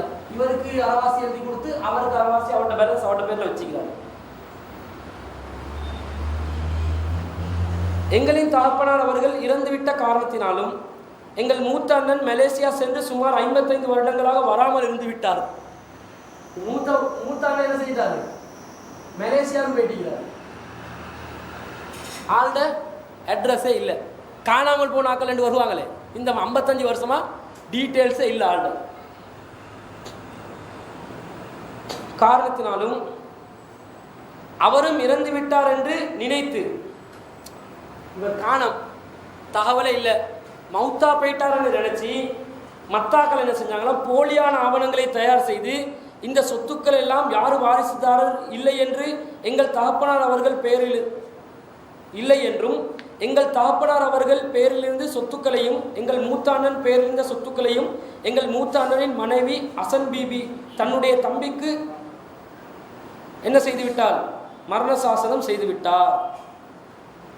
இவரும் இல்லை, இவரும் காணாம போயிட்டார். சரியா?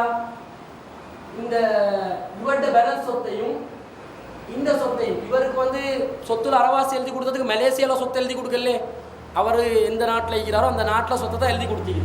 இவங்க என்ன செஞ்சிட்டாங்களா, மூத்த அண்ணனின் மனைவி இவருடைய வைஃப் வந்து என்ன செஞ்சிட்டா, ஆளும் இவரும் இல்லை, இவருடைய பேலன்ஸ் சொத்து எல்லாத்தையும் எடுத்து இவங்க என்ன செஞ்சிட்டாங்க, டீடோண்ட அமைச்சு கொண்டாங்க. ஃபுல் டீட்டெயில் ஃபுல் சொத்து இப்போ யார்கிட்ட பேருக்கு இருக்குது? மூத்த அண்ணன்ட மனைவிட பேரில் இருக்குது. இதில் சகோதர சகோதரிகளாகிய எங்களுக்கும் எங்கள் தாயாருக்கும் எங்கள் அண்ணன் மனைவி அசன் பீபிக்கும் எவ்வளவு பங்கீட்டு தொகை வரும் என்பதை மார்க்க சட்ட அடிப்படையில் தெளிவுபடுத்துமாறு கேட்டுக்கொள்கிறோம். எங்கள் மூத்த அண்ணன் குலாம் மொய்தீன் தம்பதிகளுக்கு குழந்தை இல்லை என்பதையும் குறிப்பிட்டுக் கொள்கிறோம். இப்ப என்ன கேட்கிறாங்கடா,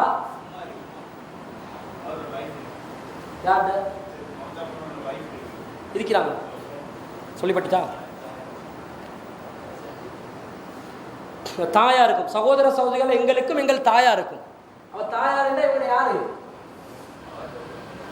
இவட தாயார் இவங்களோட வைஃப், இவங்களோட தாயார் இவங்களோட வைஃப். இப்ப எவ்வளவு சொத்து வரணும்னு கேட்கிறாங்க. என்ன செய்யலாம்? ஃபர்ஸ்ட்டுக்கு இவங்க என்ன செஞ்சுக்கிறாங்க, சொத்தை வந்து அரைவாசி ஆட்ட பேரில் எழுதிட்டாங்க, மூத்த அண்ணன் பேரில் எழுதிட்டாங்க. சரியாது பிள்ளை. அப்போ அதை என்ன செய்யணும், ஃபர்ஸ்ட்டுக்கு ரிவோக் பண்ணி எடுத்துடணும். சொத்து வந்து உங்களோட பேருக்கு டீட்டெயில் எழுதினது தவறு, எடுத்துடணும். எடுக்கிறதுக்கு ஆள் இருக்கிறாரா? ஆள் இல்லை. இல்லைன்ட்டா எப்படி நினைக்கணும்? நாங்கள் எப்படி சட்டம் சொன்னோம், தகவல் எதுவும் வராவிட்டால், மரணித்து விட்டார் என்று தகவல் வராவிட்டால் அவர் உயிரோடு வாழ்கிறார் என்றது தான் என்னது நிலையாக வந்து எடுக்கணும். அப்படி இவங்க எடுத்தாங்களா? இல்லை. என்ன முடிவு பண்ணாங்க? மரணிச்சுட்டாங்கன்னு முடிவு பண்ணி அவர்கிட்ட சொத்தை யார் எழுதி எடுத்தா? வைஃப் எழுதி எடுத்துட்டாங்க. சரி, வைஃப் எழுதி எடுத்தாங்க, இவர்கிட்ட சொத்தை மட்டும் எழுதி எடுத்தாங்களா? இல்லை, அவர்கிட்ட வாப்படைக்கிற பேலன்ஸ் சொத்தையும் சேர்த்து எழுதி எடுத்துக்கிறாங்க. எவ்வளவு தவறுன்னு பாருங்க, இவ்வளவு தவறு செஞ்சுக்கிறாங்க. அப்போ என்ன செய்யணும்டா, சரி வாப்ப வந்து அரைவாசி கொடுத்துட்டாரு, திருப்பி வந்து கேட்குறாங்க இவங்க எல்லாம் சேர்ந்து, இந்த ரெண்டாவது மூணாவது நாலாவது மகனும் இவங்க எல்லாம் சேர்ந்து திருப்பி கேட்குறாங்க. தர இயலான்றா யாரு? அந்த இவங்களோட மனைவி. இயலாது, அதை செய்ய முடியாது. என்ன பண்ணுறது? அடித்து கொள்றதா? ஒன்றும் செய்யலாது. அது யாரு செஞ்ச தவறு? இவர் செஞ்ச தவறு. மரணித்தவர் ஒரு தவறு செஞ்சுட்டு போயிட்டார். அல்லாஹ் நாடினால் அவரை மன்னிக்கணும். ஏண்டா அவங்க திருப்பி தருவாங்களா? கேட்டு தந்தாங்கட்டா மார்க் அடிப்படையில் ஈஸியாக என்ன செஞ்சிடலாம், பிரிச்சிடலாம். இந்த வைஃபும் வந்து அவன் டீட்டை நான் போலியான ஆவணம் செஞ்சுட்டேன், நான் அதே வாபஸ் வாங்குறேன், அவருக்கு 50% இந்த மொத்த சொத்தை வேண்ட பேரில் எழுதுறது தவறு, ஃபுல்லாக நீங்கள் எடுத்துக்கோங்கன்னு சொன்னால் என்ன செஞ்சிருது? மனைவிக்கு பிள்ளைகள் இருந்தால் 8ல் உண்டு, மீதமுள்ள சொத்துல 2 ஒன்று எடுத்துடலாம். இப்போ எடுக்கிறதுக்கு வசதி இதா? வசதி இல்லை. ஏன்னா இவங்க வந்து தர மாட்டாங்க. இவங்க வந்து போலி ஆவணம் தயாரிக்கிற ஆளாண்டா கேட்டால் கொடுப்பாங்களா? கொடுக்குற வாக்குண்டு இல்லை. என்னச்சா அப்போ இவங்க கேட்டு பார்த்து கிடைக்கலையா? சரி, அப்போ என்ன செய்யறது? இவங்களுக்கு அரைவாசி சொத்து போச்சு தானே. அரைவாசி சொத்து மூத்த அண்ணனுடைய சொத்துன்னு அவங்க எடுத்தாங்களே, அந்த சொத்தை அவங்க எடுத்தாங்கன்னு சொன்னால் அது வந்து அண்ணன் சொத்தை எடுத்துட்டாருன்னு போயிட்டுலாம். மனைவி மார்க் அடிப்படையில் அவங்க எடுத்தது தப்பு. அவங்களும் அந்த சட்ட அடிப்படையில் இவங்களுக்கு யார் குழந்தைகள் இருக்கிறாங்கன்றதை பார்த்தா எடுக்கணும். அது விட்டுட்டு மீதமுள்ள பாதிக்குது, அதுக்கு இவங்க என்ன செய்யலாம், போராடலாம், சட்ட ரீதியாகவும் போராட்டம் நடத்தலாம். இந்த ஹாஃப் வந்து அவங்க கொடுத்துட்டாங்க இவங்களுக்கு, மற்ற ஹாஃப் வந்து எங்களுக்கு இந்த வந்து இவங்க என்ன செஞ்சிட்டாங்க, அபகரிச்சுட்டாங்கன்னு கூட என்ன செய்யலாம். இது வாப்பாவே விரும்பி கொடுத்தது, மற்றதை வந்து அறவாசி அவங்க அபகரிச்சு கொண்டதை திருப்பி வாங்கி போராட்டம் நடத்தி ஏதாவது பண்ணலாம்.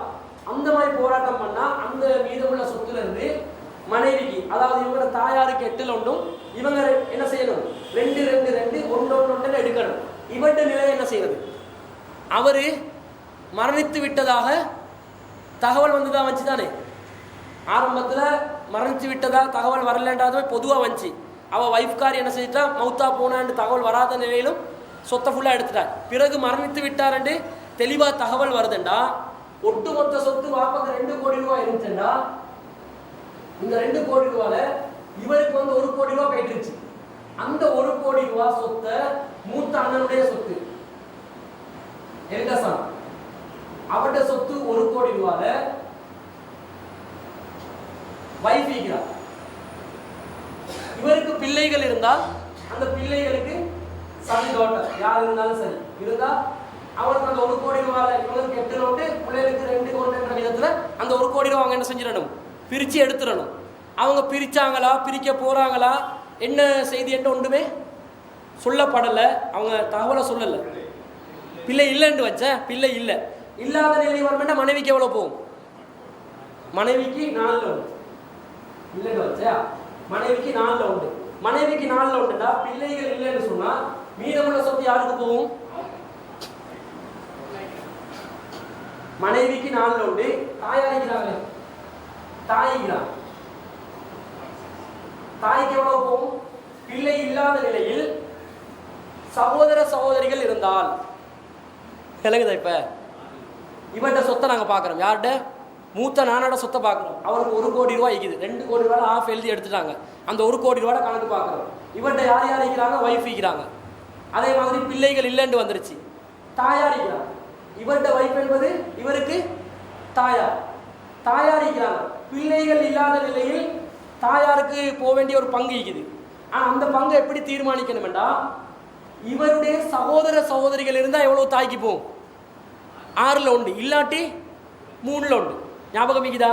அப்ப சகோதர சகோதரிகள் இருக்கிறதுனால 6ல் உண்டு போகும். அப்ப இந்த 4ல் உண்டு 6ல் உண்டு போவ மீதம் ஏதாவது வருதான்னு பார்க்கணும். வருதா? ஒரு 12 தானே, 12 12 3 6 1 என்பது 2. சரியா? அப்ப மீதம் எவ்வளவு வைக்குது, 12ல் 7 பங்கு இருக்குது. அதுக்கு யாரு வாரிசுகளா வருவாங்க, சகோதரர்களும் சகோதரிகளும். இப்ப இங்க என்ன வருது, ஹலாலா சட்டம் வருது. சரியா? அப்ப அவங்க மீதம் உள்ள 12ல் 7 சகோதர சகோதரிகள், சிஸ்டர்ஸும் பிரதர்ஸும் என்ன செய்வாங்க, 2 என்ற பங்குல பிரிச்சு கொள்வாங்க. மூத்த நானவுடைய கணக்கு விளங்கிச்சா, விளங்கிச்சு. அந்த பங்கு தனியா பார்க்கணும், இதை தனியா பார்க்கணும். இது யார், 2வது தகப்பன் மரணிச்சுட்டார் என்ற நிலையில் பிள்ளைகளுடைய சொத்தை பார்க்கணும். இப்ப மூத்த அண்ணனுக்கு போச்சா, அவருக்கு சொத்து போயிட்டுருச்சா, மற்ற தகப்பனுடைய சொத்துல இருந்து பார்க்கிற நேரம் மூத்த அண்ணனுடைய சொத்தை பார்க்கணுமா? அவர் மரணித்ததனால் பார்க்க கூடாது, மரணிக்காவிட்டால் பார்க்க தான் வேணும். அவருக்கு அந்த சொத்தொண்டு வேறையா கிடைச்சதுனால வாப்பக்கு கிடைக்கிற இந்த சொத்துல இருந்து ஏதாவது பங்கு கிடைக்காம போகுமா, கிடைக்காம போகாது. அதையும் ஞாபகத்துல வச்சுக்கொள்ளணும். அப்ப இவர் ஏழைய சகோதரர்கள் இருப்பதனால ஆண் வாரிசுகளே இருக்குது உயிரோட, இவர் மரணிச்சிட்டாரு, இவருக்கு பிறகுதான் இவர் மரணிக்கிறார் என்று சொன்னா இவருக்கு அந்த சொத்துல என்ன செய்யாது, பங்கு கிடைக்காது. அப்ப வாப்பட சொத்துல இருந்து எத்தனை பேர் பங்கு எடுக்கிறாங்க, உம்மா பங்கு எடுக்கிறாங்க. வைஃப் என்றது உம்மா, இவங்களோட உம்மா தான் அவரோட வைஃப். சார்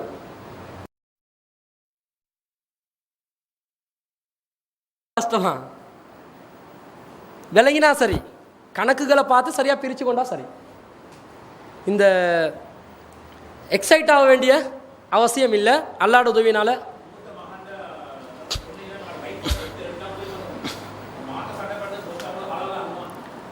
அவங்களுக்கு ஹராம் தான் அது, ஆனால் எங்களுக்கு ஒன்றும் பண்ணல அது சட்டப்படி. ஏண்டா அவங்க எடுக்க வேண்டிய சொத்தை எவ்வளோ எடுக்கணும்? ஒட்டுமொத்த சொத்தை அபகரித்ததே தவறு. அவங்க வாப்பட சொத்தையும் சேர்த்து என்ன செஞ்சுக்கிறாங்க? அபகரிச்சுக்கிறாங்க. அறவாசி அபகரிச்சாங்க. சரி, அதை திருப்பி தந்துட்டாங்கன்னு வைங்களே. மீதி அறவாசி தன்னுடைய கணவருக்கு வாப்பா எழுதி தந்தது, கணவனுக்கு வாப்பா எழுதி தந்தன்ற அடிப்படையில் அந்த அறவாசிக்கு அவங்க தவறு குற்றவாளியா இல்லை. அதுக்கு யார் குற்றவாளி? மகன் குற்றவாளியா? மகன் குற்றவாளியும் இல்லை. யார் குற்றவாளி? வாப்பா. சொத்து எழுதி கொடுத்தவர் தான் குற்றவாளி. பிள்ளைகளுக்கு என்ன செஞ்சுக்கிறாரு? அநீதி இழைத்திருக்கிறார். உயிரோடு இருக்கிற நேரத்தில் ஒரு பிள்ளைக்கு மாத்திரம் மொத்த பாதி சொத்தை என்ன செஞ்சுக்கிறாரு? எழுதி கொடுத்துக்கிறாரு. அவர் மரணிச்சிட்டாரு. அல்லாஹ் அவருடைய பாவங்களை மன்னிக்கணும். அல்லாஹ் மன்னித்தால் அவருக்கு மறுமையில் வெற்றி. அவர் மாட்டிக்கொள்வாருன்னா அல்லாஹ் இதை வச்சு அவர் என்ன செஞ்சிடலாம்? பிடிச்சிடலாம்.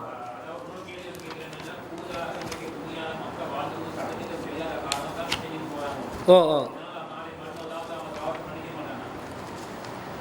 அதாவது பாவங்களில் 2 வகை இருக்குது. சிறுக்கென்ற பாவத்தை பொறுத்தளவில் அறிந்து செய்தாலும் அறியாமல் செய்தாலும் அல்லாஹ் என்ன செய்ய மாட்டான்? மன்னிக்கவே மாட்டான் மறுமையில். சிறுக்கை தவிர ஏனைய பாவங்களை தான் நாடியவர்களுக்கு மன்னிப்பதாக சொல்கிறான். சிறுக்கை பொறுத்தளவில் நரகவாசிகள் சொல்லுவார்கள், லவ் குன்னா நஸ்ம அவ் நவக்கில் மா குன்னா ஃபி அஸ்ஹாபி சயீர். நாங்கள் செவியுற்று இருந்தால் அல்லது விளங்கி இருந்தால் நாங்கள் நரகவாசிகள் ஆகியிருக்க மாட்டோம் என்று நரகவாதிகள் சொல்வதாக குர்ஆனில் ஒரு வசனம் வருது. செவியுற்று இருந்தால் அல்லது விளங்கி இருந்தால், காது கொடுத்து கேட்கவும் இல்லை, மூளையை யோசித்து விளங்கவும் இல்லை, அல்லது செய்தி கிட்டவும் இல்லை, பார்த்து விளங்கவும் இல்லை, எந்த வகையிலும் செய்தி போகவில்லை. ஆனால் என்ன செஞ்சிட்டோம்? நரகவாதிகள் ஆகிட்டோம். இது இணை வைத்தலுக்கு. இணை வைத்தல தெரியாமல் செஞ்சிட்டேன்னு அல்லாஹ் கிட்ட தப்ப முடியாது. ஏனைய பாவங்களை பொறுத்தளவில் தெரியாமல் செய்தால் அல்லாஹ் மன்னிப்பதற்கு போதுமானவனாக இருக்கிறான். ஆனால் எல்லாரும் பாவம் செய்கிறவங்க தெரியாமலா செய்கிறாங்க? பாவம் என்று தெரியாமல் செய்கிறாங்களா? அதிகமான பாவங்கள் உண்மையிலே தெரியாமல் செஞ்சிட்டாங்கன்னு வைங்க, அல்லாஹ் மன்னிக்கிறதுக்கு போதுமானவன். சட்டத்தை என்னன்னு பார்க்கல, சிறுக்குக்கு அந்த எக்ஸ்கியூஸ் இல்லை. ஏனைய பாவங்களுக்கு அல்லாஹ் எக்ஸ்கியூஸை கொடுப்பான். கிபிலாவை மாற்றி தொழுந்தாங்க சில சஹாபாக்கள், அது திருத்தப்படுது. அவன் தொழுகை ஏற்றுக்கொள்ளப்படலண்டாகுமா? நாங்கள் துஆவுண்டு கேட்க சொல்கிறோம், ரப்பனா லா துஆஹிதுனா இன் நசீனா வ அக்தானா. யா அல்லாஹ், நாங்கள் மறந்தோ அல்லது தவறுதலாகவோ ஏதாவது தீமை செய்தால் எங்களை இனி தண்டித்து விடாதே என்று குர்ஆனிலே அல்லாஹ் என்ன செய்கிறான்? தவறுதலாக அல்லது மறந்து பை மிஸ்டேக், வேணுக்கெண்டே செய்யாமல் பை மிஸ்டேக்கில் நடந்திருக்கும், அல்லது மறந்து செஞ்சுருப்பாங்க. அறியாத ஒரு நேரத்தில் இந்த மாதிரி செஞ்சாங்கன்ட்டு அல்லாஹ் நாடியவனுக்கு மன்னிப்பான். அல்லாஹ் மன்னிக்க போதுமானவன். அல்லாஹ்ட கருணை விசாலமானது. ஆனால் அதிகமான பாவங்கள் தெரிஞ்சு தான் செய்கிறாங்க. ஆவாது.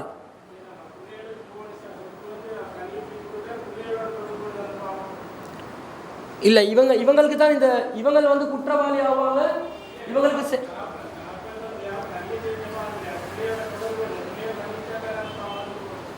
அது கண்டிப்பா. ஏண்டா பிள்ளைகளுக்கு தானே அநீதி இழைக்கப்பட்டிருக்குது. அவங்க மன்னிக்காம அல்லாஹ் மன்னிக்க மாட்டானே.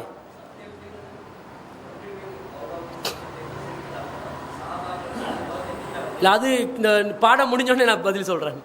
அது சூனியம் தலைப்புக்கு போகும், ஒரு சிறுக்குக்கு போகும். பாடம் முடிஞ்சோடனே நான் சொல்கிறேன். அதுக்கு கேள்வியாக கேளுங்க. இதில் இந்த நிலை. அப்போ இந்த நிலையில் வச்சு நாங்கள் என்ன செய்யணும்? எங்களுடைய சொத்துக்களை நாங்கள் பார்க்கணும். அடுத்தது இன்னொரு கேள்வி. வாரிசு இல்லாத பெண் தன் பேரில் உள்ள சொத்து முழுவதையும் தத்தெடுத்து வளர்த்த மகனுக்கு எழுதி வைத்து விட்டார். தனக்கு வாரிசு இல்லை ஒரு பெண், அவங்க என்ன பண்ணுறாங்க? அவங்களோட சொத்து எல்லாத்தையும் தத்தெடுத்து வளர்த்த ஒரு பெண் ஒரு மகனுக்கு எழுதி வச்சுட்டான். அவளது கூட பிறந்த சகோதரர்களும் அச்சொத்தில் பாகம் கிடைக்குமா? ஷரியத் சட்டம் என்ன சொல்கிறது? இஸ்லாத்தில் தத்தெடுத்து வளர்க்க அனுமதி உள்ளதா என்று கேட்குறாங்க. தத்தெடுத்து வளர்க்குறதுக்கு இஸ்லாத்தில் அனுமதிக்குதா? அனுமதிக்குது. ஆனால் என்ன செய்யலாது? தன்னுடைய புள்ளைன்னு சொல்லலாது. ஒரு பிள்ளை என்ன செய்யலாம்? அநாத பிள்ளைகள் எடுத்து வளர்க்கலாம். இப்போ சும்மா வளர்க்க இயலாது. இப்போ நீங்கள் ஒரு ரோட்டில் போகிற ஒரு அநாத பிள்ளை எடுத்து வீட்டில் வச்சு வளர்த்துட்டு வைங்க, நாளைக்கு உங்களை குழந்தைகளை கடத்துறாங்கன்னு போலீஸில் என்ன செஞ்சிருவான்? ரிமாண்ட் பண்ணிடுவான். அப்போ அந்த குழந்தைய சட்டபூர்வமாக தத்தெடுத்து வளர்க்கணும், தத்தெடுக்கணும். தத்தெடுக்கிறதுக்கு சட்டம் இருக்குது. அந்த சட்டத்தின் அடிப்படையில் தத்தெடுக்கணும். தத்தெடுக்கலாம். ஆனால் என்ன செய்யலாது? ஏண்ட பேரை பிள்ளைக்கு இனிஷியலாக வைக்க இயலாது. இதை செய்கிறாங்க நிறைய பேர். இவங்களோட பேரை இனிஷியலாக வைக்கிறாங்க. பாஸ்போர்ட் செய்ய கஷ்டம்ன்றாங்க, ஐடென்டி செய்ய கஷ்டம்ன்றாங்க. அப்படி இப்படி காரணங்களை காட்டி இவங்களோட இனிஷியலாக வைக்கிறாங்க. இது தவறு. தத்தெடுத்து வளர்க்கலாம், அநாத குழந்தை என்ற அடிப்படையில் எடுத்து வளர்க்கலாம். ஆனால் அவர்களை எங்களோட குழந்தைகளாக பார்க்கறது தவறு. அப்போ வாரிசு இல்லாத இந்த பெண் தன்னுடைய முழு சொத்தை வந்து இந்த புள்ளட பேரில் எழுதி வச்சது தவறு. தத்தெடுத்து வளர்க்கலாம், ஆனால் சொத்துல பங்கு தத்தெடுத்து வளர்த்த பிள்ளைகளுக்கு கிடையாது. அப்போ இந்த வாரிசே இல்லை, தாய் தாப்பனும் இல்லை, இந்த தகவல் வரலை. அப்போ சகோதரர்கள் மட்டும் இருந்தால் எப்படி போகும் பங்கு? ஹலாலா சட்டம். ஒரு சகோதரன் இருந்தால் மொத்த சொத்தம் அவருக்கு போகும். ஒரு சகோதரி இருந்தால் அரைவாசி போகும். 2 சகோதரி இருந்தால் 3/2க்கு கூட்டு சேருவாங்க. சகோதரனும் சகோதரியுமா இருந்தால் 2/1 பங்குக்கு வருவாங்க. இதான் விளக்கம். இது நடைமுறையில் நாங்கள் சந்தித்த சில கேள்விகள், அதுக்கான பதில்களை பார்த்தோம். இன்னும் பல சந்தேகங்கள், பல கோணங்கள் என்ன செய்யலாம் வரலாம். வந்துச்சுன்னு சொன்னால் எங்களோட ஜமாத் அணுகுங்க.